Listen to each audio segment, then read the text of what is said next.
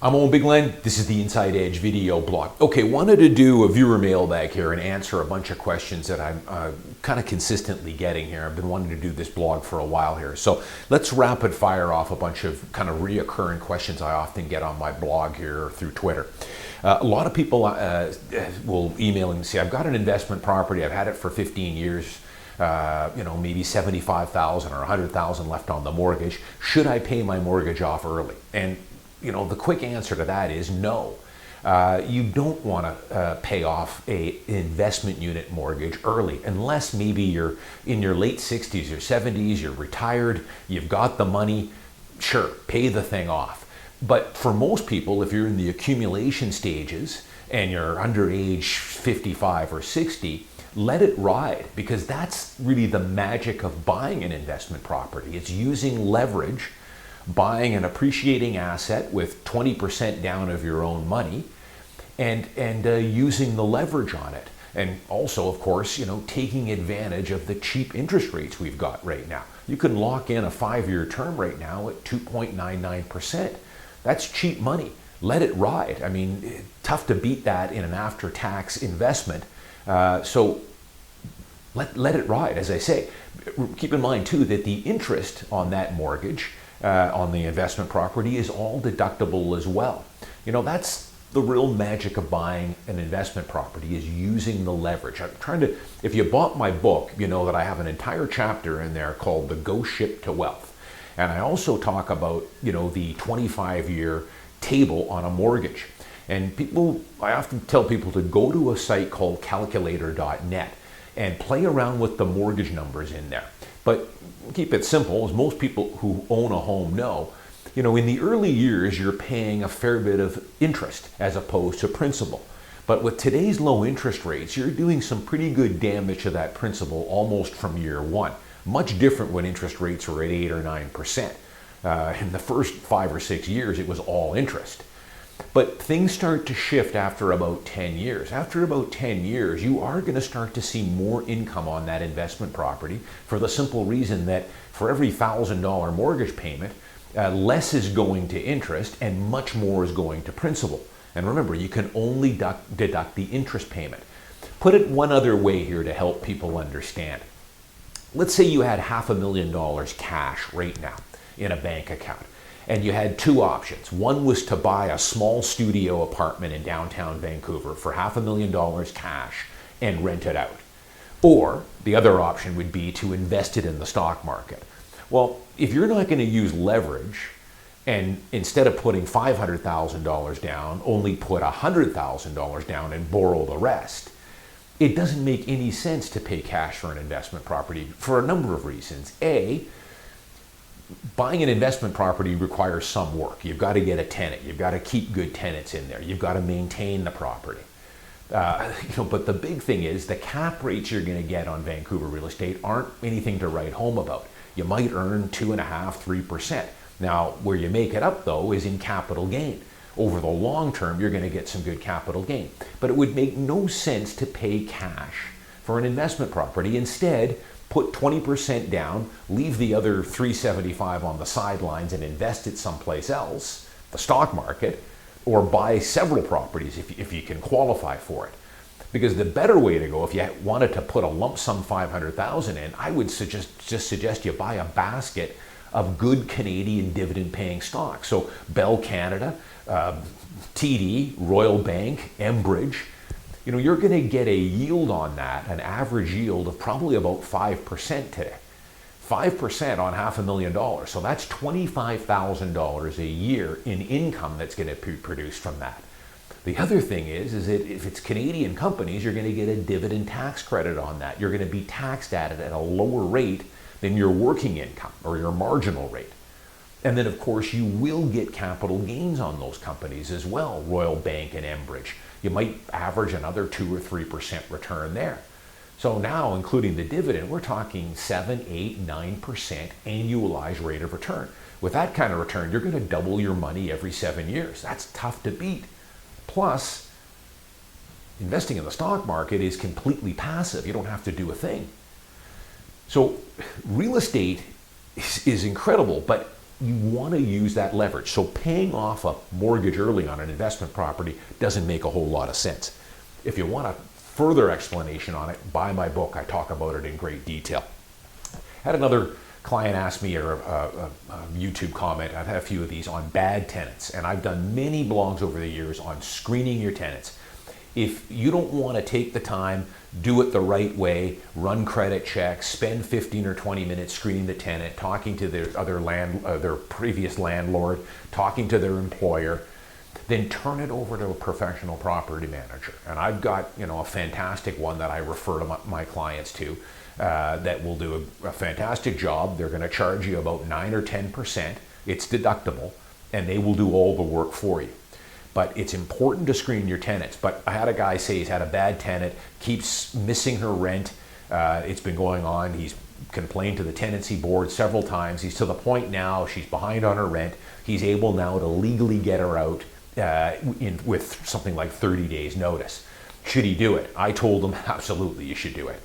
These bad tenants don't all of a sudden change their stripes. If this is a habitual bad tenant missing rent month after month or being late weeks after week, enough with the warnings. He's given this girl many warnings. She continues to be late on the rent. Get her out. File for the 30 days and have her get out. And move on to another tenant. And again, do your due diligence on it. Best to cut her out right now. And that might mean losing a month's rent because the tenant's not going to probably be very cooperative while she's still in there to show it to other prospective tenants. So you're going to have to eat a month's rent, but probably better than continuing to have these issues with the tenant. Cut your losses now. But again, do your homework on the way in. One of the services I provide for my investor clients, if they're first-time investors, I spend an hour and a half and go through everything they're going to need to do to get a tenant. I'm going to give them all the documents, tenancy agreements, check-in sheets, applications. I'll set them up with a number of different companies they can apply to run credit checks. I'll even show them how to run their Craigslist ads, how to write it properly, and what kind of rent you should be able to charge for that particular unit. But don't just take anyone, screen your tenants, do your due diligence, and it'll mitigate these type of problems down the road a great deal. Another questions I get: where is the best investment opportunity? I'm thinking about buying out in Brentwood or Surrey, central Surrey, or downtown Vancouver. Which would give me the best return? It totally depends on your personal situation and your budget. So if someone said to me, I've got $650,000, I can qualify for up to $650, I've got 20% down or 30% down, where should I buy? If you've been watching my blogs here, I'm probably going to steer you into downtown Vancouver. I just think downtown Vancouver, for a number of reasons, will probably be the best fit for you. I think down the long term, the appreciation on it will probably be superior. You're still going to do fantastic out in Brentwood or Metrotown or Richmond. Don't get me wrong. These days, if you buy a quality unit in any of these cities and keep it for 20 years, you're going to do amazing. But I just think the way things are going in the downtown core right now, where everything from this point on is going to be luxury condos. If you can still buy a basic good one bedroom in a younger concrete building with parking for $650, I think you're going to do well. The other thing too that I've talked about is the quality of tenants. The type of tenant I have for my downtown Vancouver units is much different than the tenants I have for my $1,400 or $1,500 a month units in Richmond.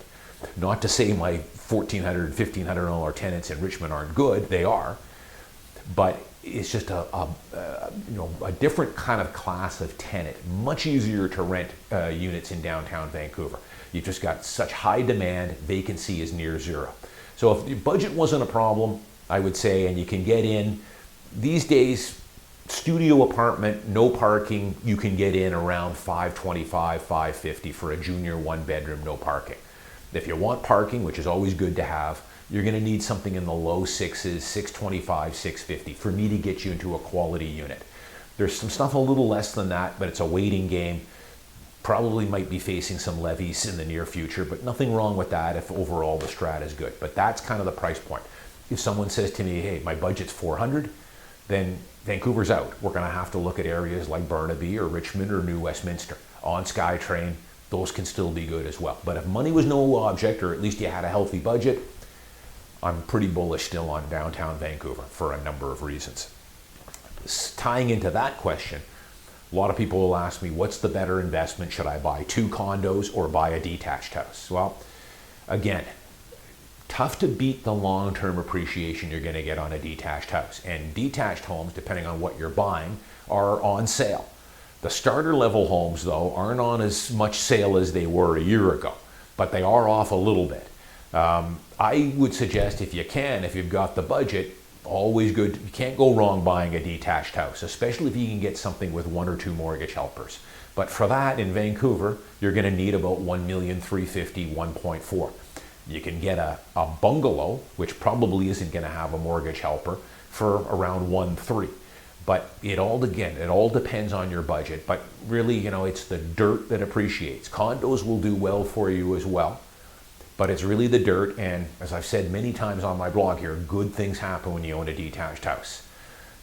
Lots of things can happen. Redevelopment, land assemblies, rezoning, builders that will tear down your house and build a luxury home with a laneway home and a basement suite. So now you've got 3 individual addresses on the house.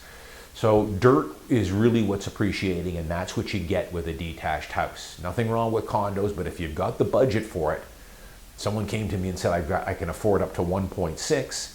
I'm looking for the best cap rate, the best long-term potential. Then I would put you into a Vancouver special, probably going to be about 15, 16 years old. You can live upstairs. It's a 3-bedroom, 2-bath, or rent out the upstairs. And then you're going to have a 2-bed, 1-bath, and a 1-bedroom, 1-bath down. It's a nice little package, but you're going to need 1.5, 1.6 for it. But that will give you the best appreciation. I'm Owen Bigland. Feel free to send me some other comments here in my YouTube blog of other questions you might have. I'll try and address them on my blog. As you guys know, it's getting tougher and tougher for me to respond to all the YouTube comments I get. I'm getting so many now.